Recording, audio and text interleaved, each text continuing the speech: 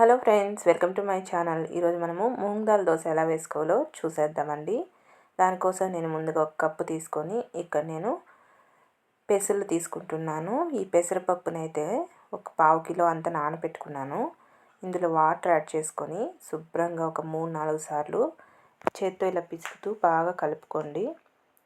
ఇలా చేత్తో బాగా పిసుకుతూ కలుపుకోవడం వల్ల లోపల ఏదైనా డస్ట్ పౌడర్ లాంటిది కెమికల్స్ ఏమైనా యూస్ చేసి ఉంటే అదంతా కూడా వెళ్ళిపోతుంది. ఇలా ఒక 3-4 సార్లు శుభ్రంగా కడిగేసుకుందాము. ఇలా ఒక 3-4 సార్లు కడిగేసుకొని మంచి వాటర్ని యాడ్ చేసేసి ఓవర్ నైట్ ఇలాగే సోక్ చేసేద్దాం. ఇలా ఓవర్ నైట్ ఫుల్ నానబెట్టుకుందాము. ఒక మూత పెట్టేసి దీనిపైన పొద్దునకి చూద్దాము. ఇది పొద్దునకు చూసారుగా చక్కగా మనకి నానిపోయాయి. ఈ వాటర్ని పడేయద్దు. మనం మిక్సీకి పట్టేటప్పుడు ఈ వాటర్ని యాడ్ చేసుకుందాం. ఆల్రెడీ క్లీన్ చేసేది యాడ్ చేసాం కాబట్టి హెల్తీగా ఉంటాయి ఈ వాటర్ అనేది. ఇప్పుడు ఒక మిక్సీ జార్ తీసుకొని మనం నానబెట్టుకున్న ఈ పెసలు మొత్తం కూడా ఇందులో యాడ్ చేసేసుకుందాము. ఈ విధంగా ఈ పెసలను యాడ్ చేసి ఇందులో ఉన్న వాటర్ని యాడ్ చేసుకొని కొద్దిగా మిక్సీకి పట్టుకుందాము.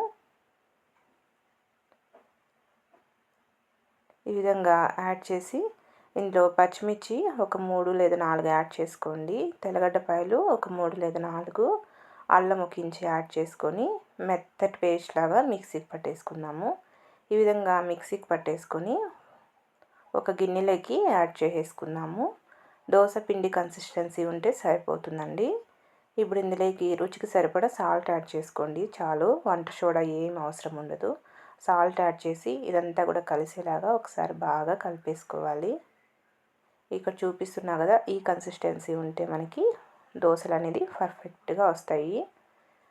ఈ విధంగా మిక్స్ చేసుకొని స్టవ్ మీద ప్యాన్ పెట్టుకొని ప్యాన్ హీట్ ఎక్కిన తర్వాత మనం దోశలు వేస్తాం కదా, సేమ్ అదే ప్రాసెస్లో దోశను వేసేసుకోవడమే.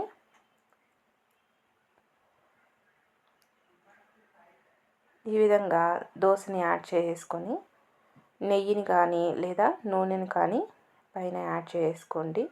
యాడ్ చేసుకొని ఒక సైడ్ బాగా కాలిన తర్వాత రెండో వైపుకి తిప్పుకుంటూ రెండు వైపులా కూడా మంచిగా కాల్చుకొని వేడిగా సర్వ్ చేసుకుంటే ఎంతో హెల్తీ టేస్టీ అయినటువంటి మనకి మూంగ్ దాల్ దోశ అనేది రెడీ అయిపోతుందండి. ఇన్స్టెంట్గా చాలా టేస్టీగా ఉంటుంది. మీరు కూడా తప్పకుండా ట్రై చేయండి. ట్రై చేసి నా వీడియో నచ్చితే నా ఛానల్ని సబ్స్క్రైబ్ చేసుకోండి. ఇలా ప్రిపేర్ చేసుకున్న దోశని పల్లీ చట్నీ లేదా రెడ్ చట్నీ, ఇలా మీకు ఇష్టం వచ్చిన చట్నీతో సర్వ్ చేసుకుంటే ఎంతో టేస్టీగా దోశ రెడీ అయిపోతుంది. Bye friends.